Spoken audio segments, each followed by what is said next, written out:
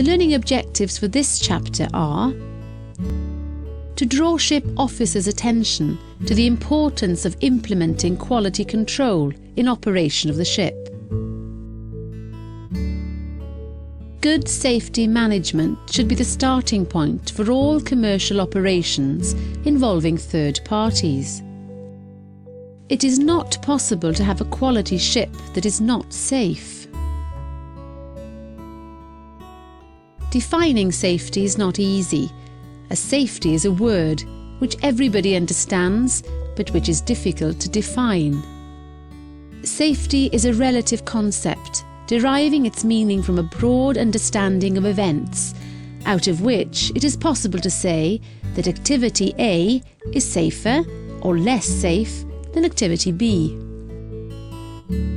Looking at safety this way, safety is a negative concept. It leads to the idea that accidents must be avoided.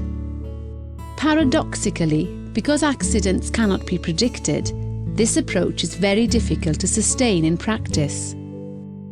In reality, it is not possible to have complete safety. Humans make mistakes, and equipment, particularly at sea, can fail. Under these circumstances, the aim is to anticipate what might cause an accident and ensure that risks can be avoided before they become critical. Shipping has a long tradition for accepting incidents and accidents. However, during the last 70 to 80 years, this attitude has slowly changed for several reasons. That is, interest for protection of human life, protection of life in sea, protection of the environment, etc. In order to understand the evolution of the safety concepts in shipping and the present situation, lessons from the past must be learned.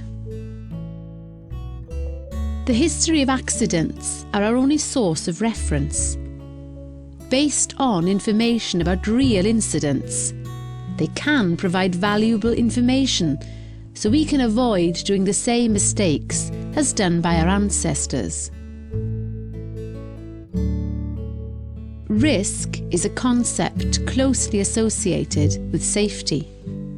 When we say something is risky, we mean that there is a good chance something may go wrong. When defining risk this way, risk involves both the identification of the occurrence and the likelihood that it will happen. The dual nature of risk means that a dangerous situation, which happens rarely, can carry a risk similar to a safer activity that has to be carried out frequently. According to Shakespeare, the best safety device is fear. Before any organisation can reduce its business and operational risks, it must have an effective system for monitoring its exposure and way of dealing with contingencies.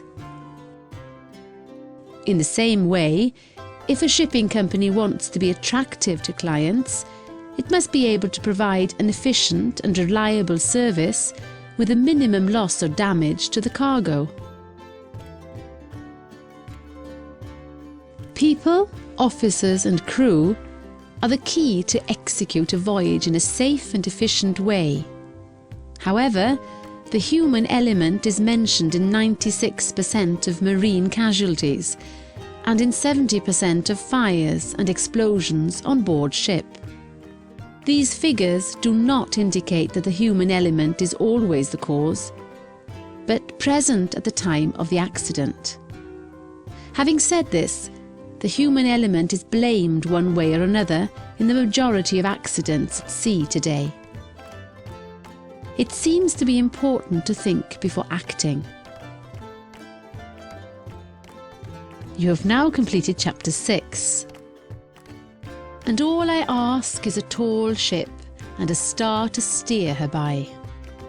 Bon voyage!